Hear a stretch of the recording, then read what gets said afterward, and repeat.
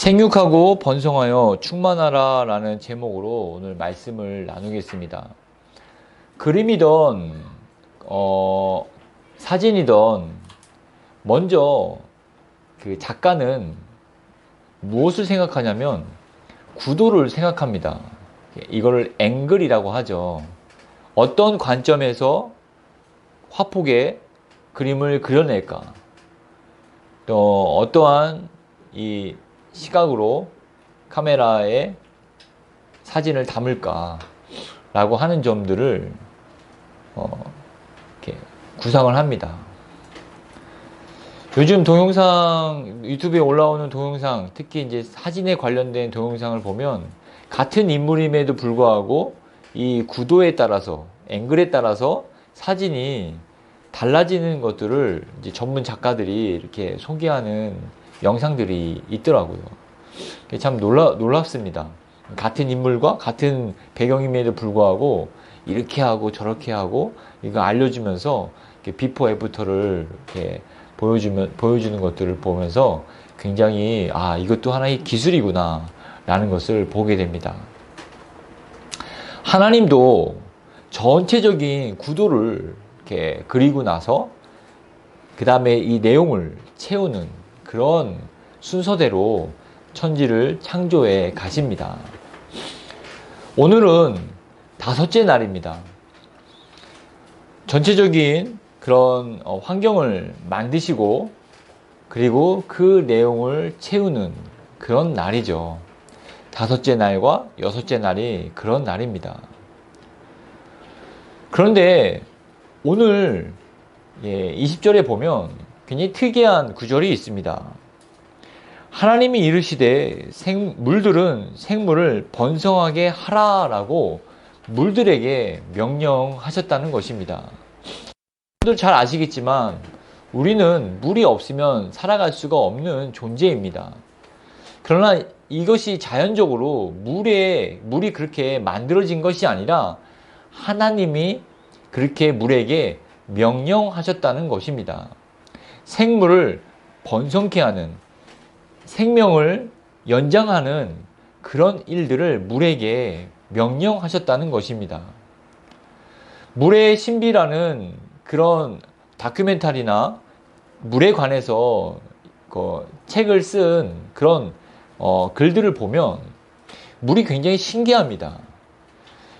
특히 일본에서 이런 실험들이 많이 이루어져서 전 세계적으로 이렇게 세상 사람들을 놀라게 한 그런 일들이 있었죠.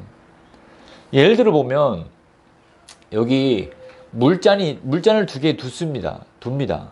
그래서 한 잔에다가 물에게 칭찬을 합니다. 너는 착하다, 사랑한다, 너는 굉장히 이롭다, 귀엽다, 그런 좋은 말들을 막 이렇게 합니다. 그리고 다른 한 컵에는 욕을 합니다. 넌 나쁘다, 너는 못됐다, 못생겼다 하면서. 물론 먼저 이 컵은 듣지 못하게 이렇게 공간을 따로 해놓죠. 그리고 나서 이것을 얼립니다. 얼려놓고 이 물들이 다 얼었겠죠. 그리고 나서 전자현미경으로 이것을 확대해서 얼어있는 결정체들을 보여줍니다. 첫 번째 칭찬을 했던 물의 결정은 굉장히 이쁘게 결정이 돼서 얼려있는 모습을 보여주고, 또 막 이렇게 욕을 했던 그렇게 비난을 했던 물은 다 결정이 깨진 채로 그냥 그 혼미한 채 그렇게 얼려있는 것을 이렇게 보면서 물의 신비라는 그런 책들을 쓴 그런 과학자가 있습니다. 이뿐만 아닙니다. 이런 물들, 칭찬을 한 물을 먹은 사람과 또 이제 욕을 먹은 물을 먹은 사람들과의 그런 또 건강이나 그런 삶을 또 비교한, 더 나아가서 그런 부분들도 있습니다. 물이 그냥 우리가 볼 때는 아무렇지도 않은 것처럼 보이지만 물은 살아있다는 것입니다. 여러분, 신기하지 않습니까? 그러나 그런 물에 대해서 전 세계적으로 예, 권위를 가진 과학자일지라도 그 물의 신비, 그 신비로운 물을 만드신 하나님을 경외했는지 경외하지 않았는지는 저도 잘 모르겠습니다. 그러나 우리는 물에 대해서만큼 잘 그분보다, 그 과학자보다는 모르지만 하나님이 그런 원리, 물에게 명령하셨고 물이 살아있도록 만드신 하나님을 우리는 알고 있다는 것입니다. 조금 더 나아가서 여러분, 우리는 물을 마시지 않습니까? 물을 마시지 않으면 살아갈 수가 없지 않습니까? 저도 예배에 물이 없길래 아내에게 물을 갖다 달라고 부탁을 했습니다. 물을 마시죠. 저는 6년 동안 물을 마시면서 한 번도 하나님께 감사한 적이 없습니다. 그런데 오늘 본문을 묵상하면서 정말 내가 하나님께 이러한 물을 주신 하나님께 감사하지 않았구나.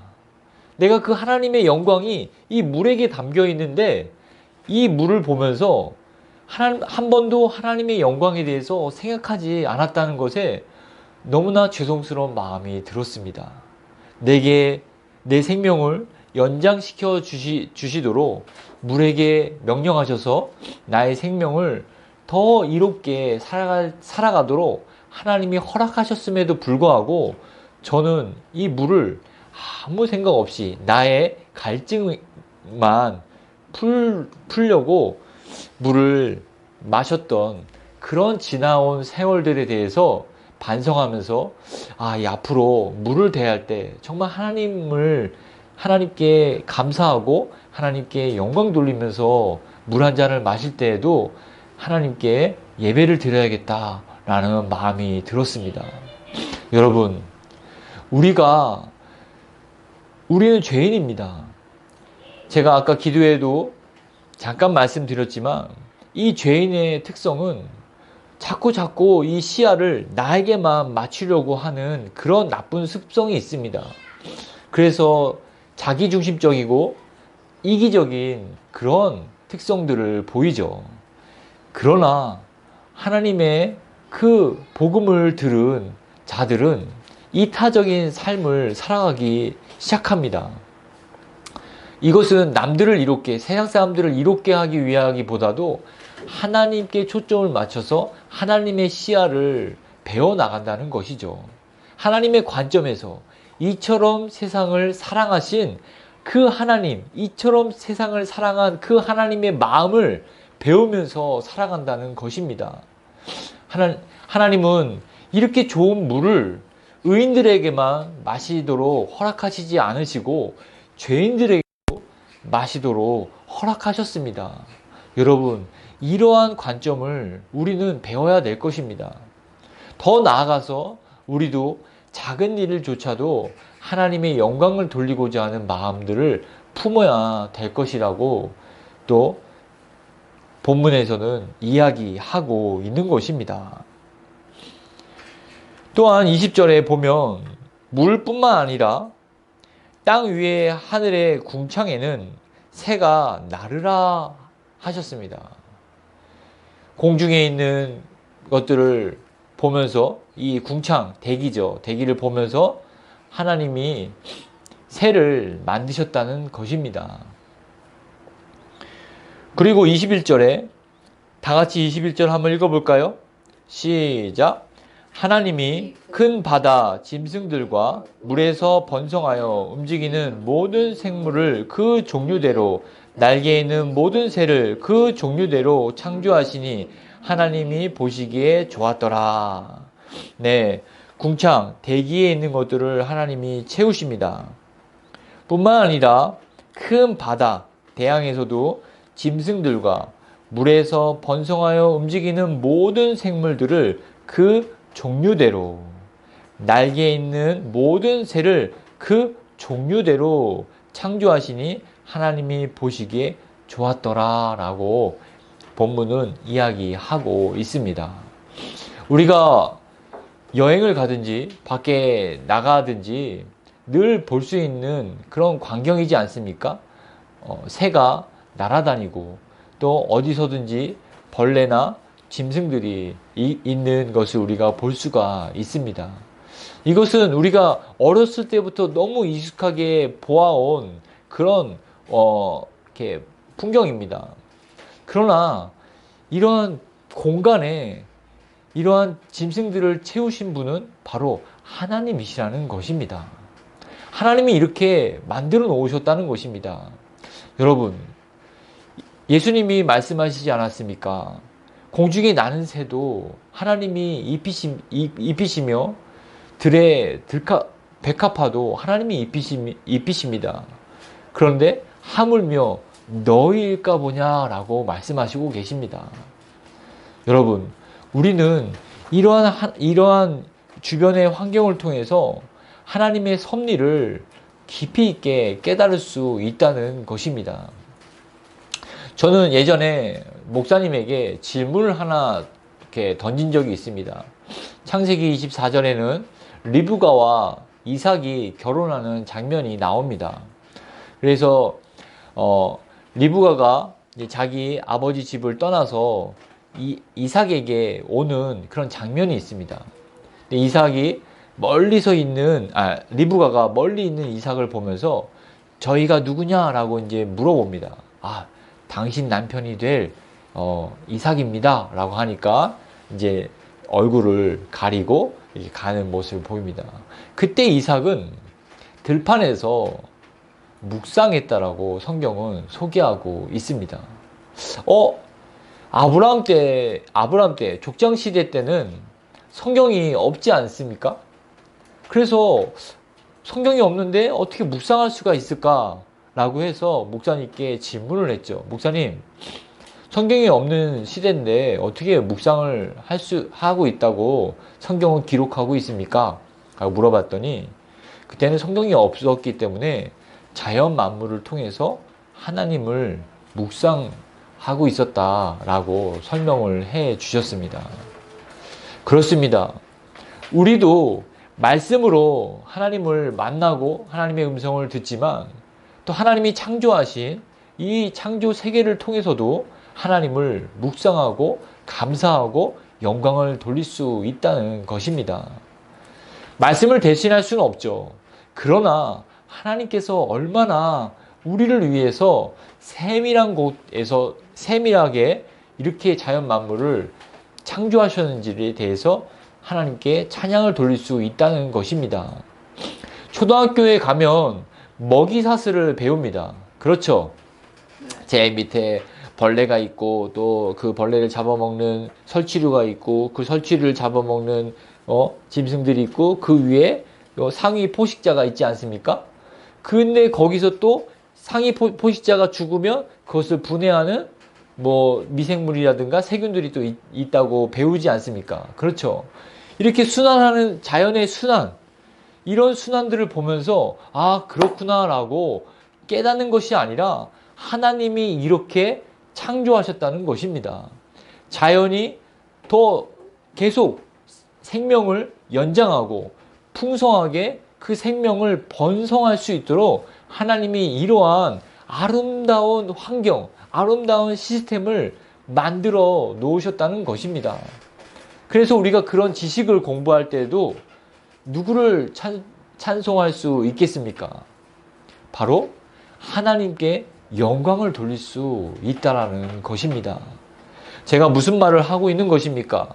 물을 마시면서 일상생활을 살아가면서도 하나님께 찬송과 감사를 드릴 수 있고 또 우리가 여러분들이 학교에서나 어디서든지 지식을 배울 때에도 하나님께 영광과 찬송을 드릴 수 있다는 것입니다.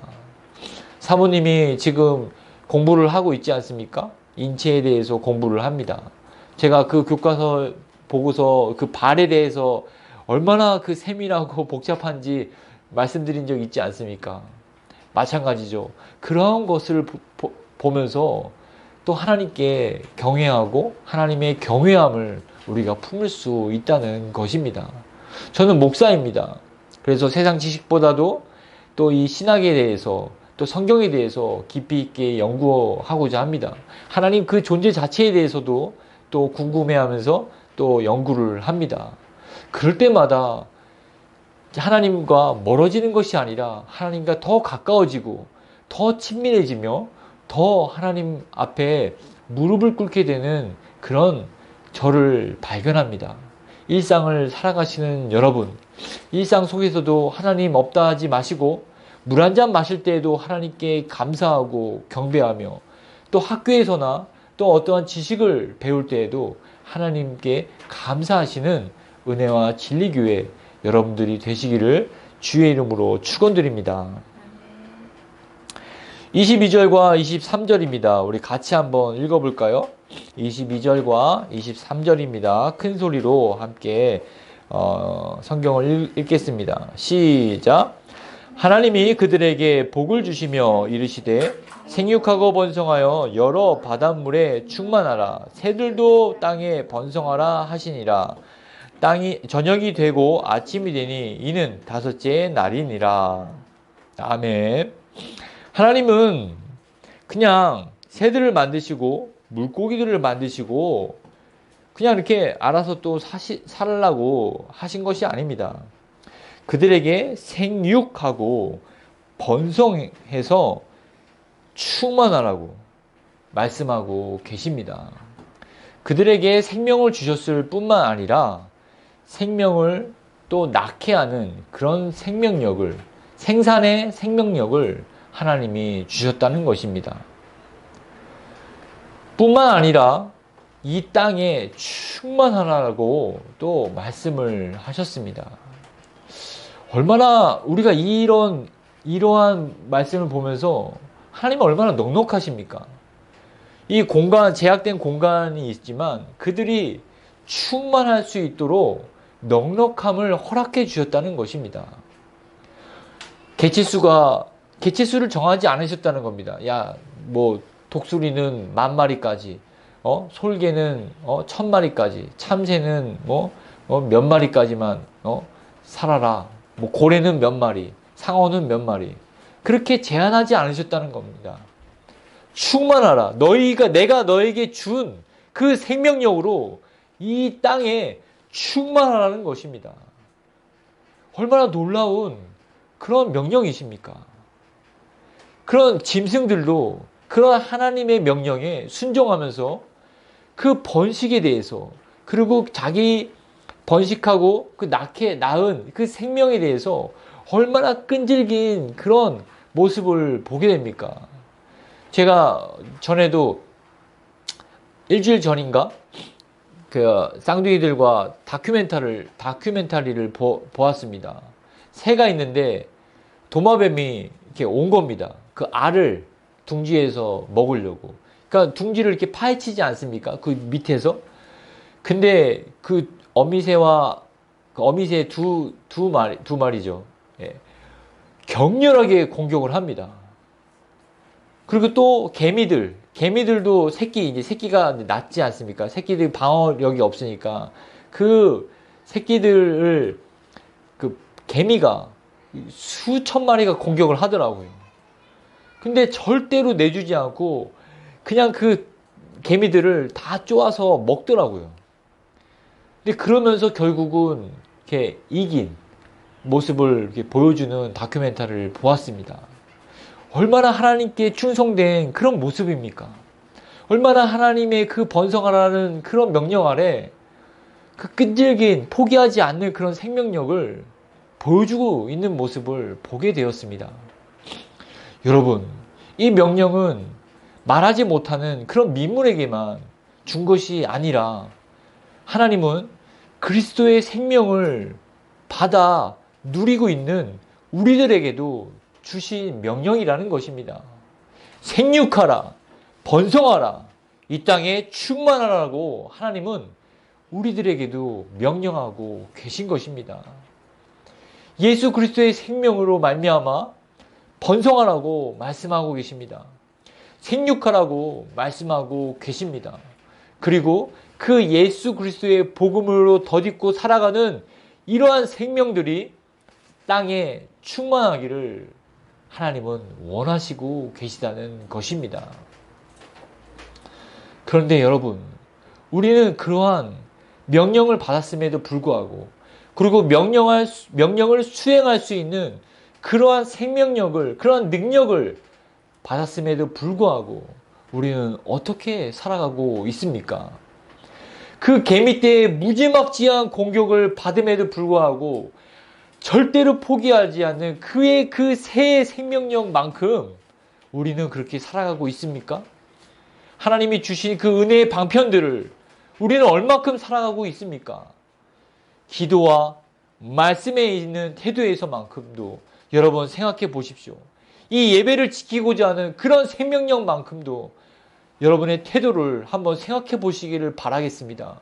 조금도 빼앗기지 아니하고자 하는 그러한 마음으로 하나님이 주신 그 은혜의 방편들을 고수하고 계십니까? 기도에 대해서도 한번 여러분 생각해 보십시오. 내가 정말 1분 1초라도 하나님 앞에 내가 무릎 꿇지 않으면 조금도 살아갈 수 없는 그러한 마음 말입니다. 내 육신의 양식뿐만 아니라 영의 양식, 내 말씀을 통해서도 내가 오늘 살아가고자 하는 그런 에너지를 말씀을 통해서 얻고자 하는 그런 마음 말입니다. 우리는 지금 예배를 드리고 있습니다. 일주일에 한 번 예배를 드리고 있지만 정말 이 예배를 위해서 얼마나 한 주간 사모하면서 달려오셨습니까? 드릴 수밖에 없는 그런 예배가 아니라, 드려야 되기 때문에 하는 그런 예배가 아니라, 하나님을 만나고 내가 정말 죽을 수밖에 없는 죄인이었지만 거룩한 하나님의 그 백성으로서 하나님께 예배를 드릴 수 있다는 이 감격을 여러분 마음에 새기고 계시자는 것입니다. 허투루 드리는 예배가 아니라 정말 나를 창조하시고 나를 구원하시고 나를 성실하게 그 인자하심을 나타내시는 하나님께 우리는 경배하고 있다라는 말씀입니다. 그런 마음으로 여러분, 그런 마음이 아니라면 여러분의 그런 믿음을 점검해 보시기 바랍니다. 그런 마음과 동떨어져 있다면 그 거리를 재서 어떻게 하면 더 뜨겁게, 어떻게 하면 더 열정적으로, 어떻게 하면 더 가난하게 주님 앞에 설 수 있을까라고 통회하는 마음을 가지시기를 주의 이름으로 축원드립니다. 이렇듯 하나님은 우리에게 생육하고 번성하고 또 충만하라고 말씀하고 계십니다. 먼저는 우리의 내면부터 하나님의 그 예수 그리스도의 생명력으로 충만해져야 한다는 것입니다. 그 예수 그리스도의 생명으로 내가 살아내야 한다는 것을 말씀하고 계십니다. 번성하기 위해서, 내가 복음을 전하기 위해서는 힘이 있어야 됩니다. 그렇지 않습니까? 내가 누구를 도와줍니다. 내가 누구에게 예수 그리스도를 전합니다. 그러나 여러분, 그냥 툭툭 던지는 그런 말로, 물론 하나님이 쓰시면 그런 말로도 역사하실 수 있죠. 그러나 여러분, 한번 생각해 보십시오. 한 가정에서 부부가 아이를 낳기 위해서는 두 부부가 건강해야 됩니다. 그리고 낳는 게 문제가 아니지 않습니까? 그 아이를 또 잘 키워내기 위해서는 이 두 부부가 마음을 맞을 뿐만 아니라 또한 그것을 살려내는 능력이 있어야 된다는 말씀입니다. 하나님은 우리를 그냥 복음을 주시고 내버려 두시는 분이 아니시라는 것입니다. 우리에게는 마땅히 강해져야 할 소명이 있습니다. 그리고 강해질 뿐만 아니라 이 강함으로 말미암아 나의 웰빙을 위해서 쓰는 것이 아니라, 나의 영광을 위해서 쓰는 것이 아니라, 다른 이들, 복음을 아직 듣지 못한 이들을 향해서 또 쓰도록 하나님은 우리에게 명령하고 계시다는 것입니다. 물론 여러분들이 지금까지 잘 해 오셨으리라 생각이 듭니다. 그러나 우리가 이러한 삶을 살아내기 위해서 모든 것이 이 하나님의 명령 아래 내가 생육하고 번성하며 또 땅에 충만하기 위한 목적을 이 말씀을 들으면서 새롭게 하시기를 바라겠습니다. 무슨 말입니까? 내가 공부를 하더라도 나를 위해서가 아니라 하나님을 위해서라는 것입니다. 내가 운동을 하면서도 하나님을 위해서 한다는 것입니다. 나중에 여러분들이 직장인이나 또 사회생활을 할 때에도 모든 것이 하나님을 위해서 하나님의 영광을 맞춰서 살아간다는 것입니다. 이것이 당연함에도 불구하고 이것이 굉장히 희귀해졌습니다. 그래서 간혹 가다가 이러한 깨달음을 얻어서 그렇게 살아온 사람들이 책을 간간히 내지 않습니까? 하나님을 위해서 공부합니다. 뭐 이런 제목으로 책을 내서 어떻게 자기가 하나님을 만났고 하나님을 위해서 공부했고 그 결과가 또 하나님이 이렇게 인도해 주셨다는 것들을 쭉 간증하는 책들이 종종 나옵니다. 그러나 우리가 하나님 앞에 모든 크리스찬들이 이렇게 살아야 합니다. 그래서 이러한 삶이 희귀해서 책으로 나오는 것이 아니라 보편화되어야 한다는 것입니다. 왜 그렇습니까? 하나님은 이러한 능력들이, 이러한 원리들이 충만하기를 바라기 때문에 그렇습니다. 여러분, 마음에 새기십시오.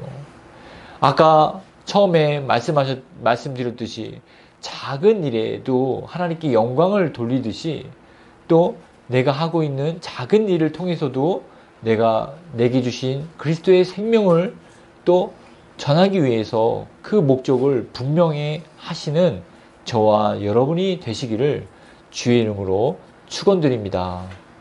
아멘.